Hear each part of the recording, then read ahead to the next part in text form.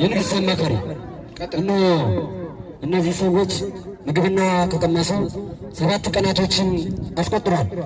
ከዚህ በኋላ ግን ከቆዩ የምናጣቸው ስለሚመስለኝ ወደዚህ አምጥተን ብንጠይቃቸው መልካም ይመስለኛል። ንግሥት ሆይ ወታደሬ እንዳለኝ ከሆነ ከድካማቸውና ከሽምግልናቸው አንጻር ሕማሙንና አጥሙን መቋቋም አልቻሉም።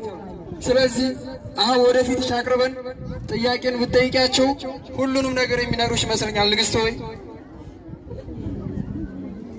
እኔ እነሱን እንደዚህ ለቀናት ቅጣት መቅጣቴ ትምህርት የሆናቸው ዘንድ እንጂ ያን ያህል እንዲንገላቱ አልፈልግም። ከኔ ዘንድ አቅርባቸውና ያላቸውን እውነት ይናገሩ። ፊታውራሪ አላህ ንግሥት አማካሪ በፍቅር አገባቸው